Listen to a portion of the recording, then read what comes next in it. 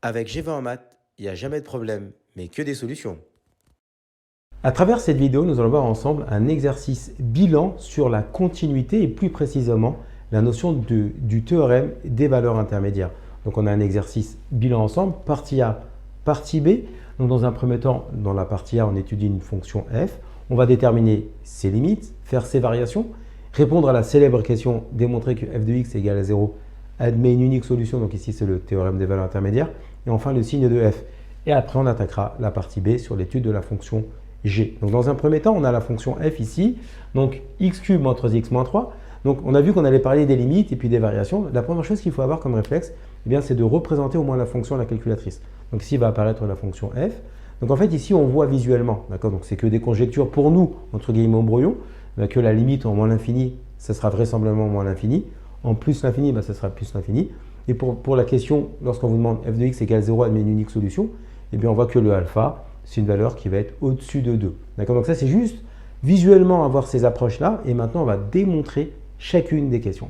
Première question, on va traiter des limites en plus et en moins l'infini. Donc, dans un premier temps, donc c'est-à-dire, en fait, ici, on va travailler avec la limite en moins l'infini. Donc, on va tester l'expression rapidement. En moins l'infini, donc x cube va donner moins l'infini. Ça va donner plus l'infini. Donc, on a une forme indéterminée. Donc, lorsqu'on a une forme indéterminée, il va falloir factoriser par le monôme de plus haut degré. Donc en fait ici, eh bien, ça va nous donner limite quand x tend vers moins l'infini de f de x égale, eh bien on va factoriser par le monôme de plus haut degré. Donc en fait ça donne limite quand x tend vers moins l'infini, eh bien vous vous souvenez, on met x au cube moins 3x moins 3. Ici on met x au cube et on divise par x au cube. Donc au final, ça va nous donner limite quand x tend vers moins l'infini. X au cube, donc ici ça va nous faire x au cube sur x au cube. Donc là je détaille un maximum, même si c'est un exercice bilan, mais je préfère tout détailler pour qu'on soit vraiment opérationnel le jour J. Ensuite, eh bien, on va décomposer. Vous allez nous faire 1 moins 3 sur x carré moins 3 sur x cube. Donc là c'est notre forme factorisée. Donc on va ici maintenant eh bien, faire d'une part la limite quand x tend vers moins l'infini de x au cube, donc c'est moins l'infini, d'accord. La limite du deuxième, ici, facteur, donc limite quand x tend vers moins l'infini, donc de 1 moins 3 sur x au carré, moins 3 sur x au cube. Donc ça va nous faire 1, on est d'accord, parce que ça tend vers 0. Un nombre sur l'infini, ça tend vers 0. Ça tend vers 0, il reste 1. Et donc par produit, limite quand x tend vers moins l'infini de f de x. Donc moins l'infini fois 1 va nous donner ici, eh bien, tout simplement moins l'infini. Donc ça, c'est la première limite en moins l'infini. On va utiliser le même raisonnement pour la limite. Deuxième temps, ici la limite en plus l'infini qui va garder le même raisonnement que la limite en moins l'infini. Donc ici, en plus l'infini, on avait une forme indéterminée. On va factoriser par le monôme de plus haut degré, donc x au cube. Ensuite, on décompose notre expression. On simplifie. Puis en fait, on va faire deux limites. La limite en plus l'infini de x au cube nous donne ici plus l'infini. La limite en plus l'infini de 1 moins 3 sur x carré moins 3 sur x au cube nous donne 1. On rappelle que ça, un nombre sur l'infini, tend vers 0. Donc ici, nous avons bien un produit. Donc la limite en plus l'infini de f donne plus l'infini. Donc ça, c'était la première question. Deuxième question, donc étudier les variations de la fonction f et dresser son tableau de variation. Donc f ici est une fonction de polynôme du troisième degré. Donc c'est un polynôme. Et par définition, les fonctions polynômes sont dérivables sur R. Donc f est dérivable sur R, et donc on va faire la dérivée de f. Donc pour tout réel x, f' va valoir 3x au carré moins 3. Donc f' ici est une fonction polynôme du second degré.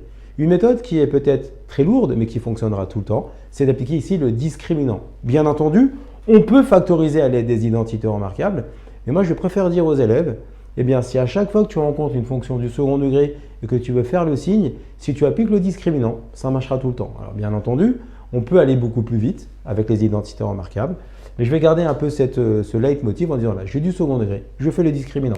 Donc on va faire delta, donc on rappelle ici rapidement que le A, ça vaut 3, que le B, ça vaut 0 et que le C vaut moins 3. Donc là, le delta, ça n'a plus de secret pour nous, d'accord, donc le discriminant. Donc delta égale à B carré moins 4AC. Donc lorsqu'on va calculer delta, donc ici, on va trouver forcément, eh bien ici, 36. Donc là, je vous laisse faire le calcul, mais c'est b carré moins 4 racines, donc ici il n'y a pas de souci. Donc on va devoir déterminer les deux racines, parce qu'il existe deux racines réelles, d'accord? Donc x1 et x2, donc ça il faut l'écrire. Et donc x1, on rappelle c'est moins b moins racine carrée de delta sur 2a. Donc on va pouvoir définir x1, x2. Donc x1, si on fait le calcul, donc moins b, donc c'est 0, donc ça va nous faire 0, moins racine de 36 sur 2 fois 3. Racine de 36, c'est 6. Donc moins 6 sur 6, donc ce qui va nous donner x est égal à moins 1. On applique maintenant le même raisonnement pour x2. Donc x2, ici, c'est égal à moins b plus racine carrée de delta sur 2a. Donc x2, ici, va nous donner 0 plus racine carrée de 36 sur 2 fois 3. Et donc ici, nous allons avoir 6 sur 6. Donc autrement dit, x2 va nous donner la valeur 1. Donc à partir de ces informations-là, on va pouvoir dresser le tableau de variation. Nous allons maintenant dresser le signe de f' et le tableau de variation de f. Donc delta étant positif, on avait déterminé précédemment les deux racines. A est plus grand que 3, donc la parabole, elle est tournée vers le haut. Donc ça veut dire que, eh bien ici, on va pouvoir indiquer quand nous avons moins 1 et que ici nous avons 1. Donc ça s'annule. Et comme elle est tournée vers le haut, c'est du signe de A à l'extérieur des racines. Donc ça va nous faire ici plus, moins, plus. D'accord? Donc signe de A, signe de moins A, signe de A. Donc notre fonction, eh bien, elle est ici croissante, puis décroissante et croissante. Et donc, pour pouvoir après répondre à la question numéro 3, il va falloir donner les valeurs complètes du tableau de variation. Donc en moins l'infini, on a fait précédemment, la limite en moins l'infini, on avait trouvé que c'était moins l'infini. Donc ici, nous mettons moins l'infini. En moins 1, on va calculer f de moins 1. D'accord? Donc on va remplacer tous les x dans moins 1. Donc f de moins 1 ici, nous allons trouver que c'est égal à moins 1. Donc ici, nous allons mettre ici moins 1.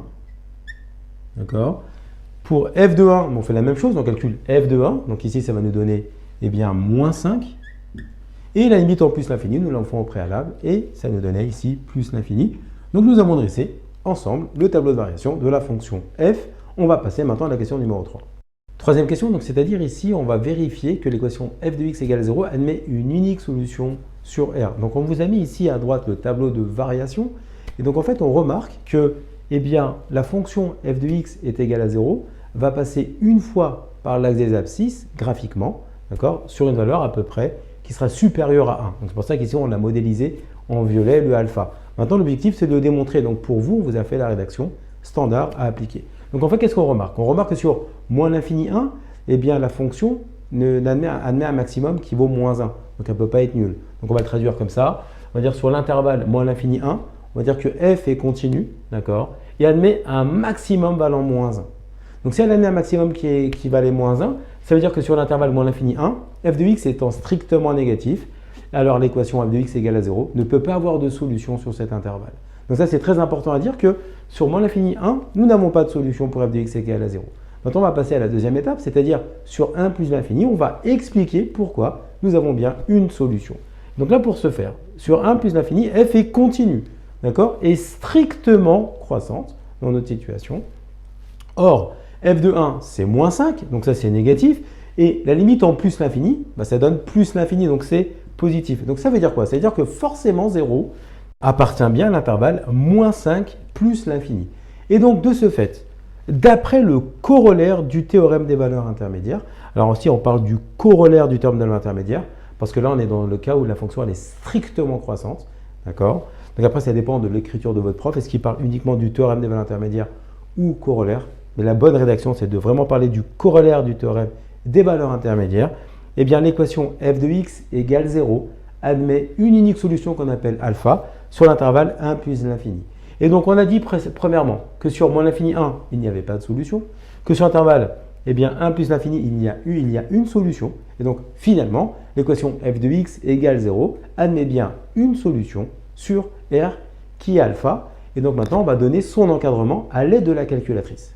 Pour déterminer maintenant une valeur approchée d'alpha à 10-2 près, il faut retourner aux vidéos que nous avons faites qui vous présentent en fait comment déterminer un encadrement de f de x égale à k à l'aide de la calculatrice en fonction que vous ayez une Casio, une Texas ou une Numworks. Donc nous, on a directement donné les résultats. Donc on sait que f de 2 étant négatif et f de 3 étant positif, l'alpha est forcément entre 2 et 3. Et ensuite, on réduit l'intervalle, d'accord? Donc f de 2,1, c'est à peu près moins 0,4, donc c'est négatif. F de 2,2, c'est environ 1,05, donc ça c'est positif. Donc alpha entre 2,1 et 2,2. Et enfin, f de 2,1, bon, c'est toujours moins 0,04, donc négatif, mais f de 2,11, lui, est positif, eh bien, alpha est compris entre 2,1 et 2,11. Donc ça, c'est la méthode à appliquer pour déterminer une valeur approchée de alpha à 10-2 près. Et grâce à cette information, on va pouvoir maintenant donner le signe de f. Donc nous avons ici le tableau de variation de la fonction f que nous avons vu précédemment. On a placé la valeur de alpha. On sait qu'alpha est compris en fait entre 2,1 et 2,11.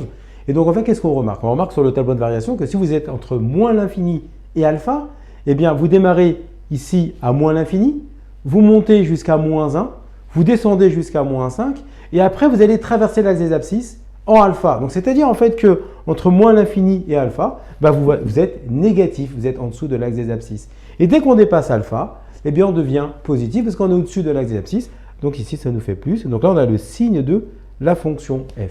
On va pouvoir maintenant passer ici à la partie B. Partie B, ici on introduit une fonction g. Donc ici 2x au cube plus 3 sur x carré moins 1. Donc elle est définie et dérivable sur 1 plus l'infini. Première question, c'est de calculer la dérivée ici de g et en fait de pouvoir exprimer g' en fonction en fait de f de x, c'est-à-dire en fait en fonction de x cube moins 3x moins 3. Donc la première fonction que nous avons travaillée à la partie A.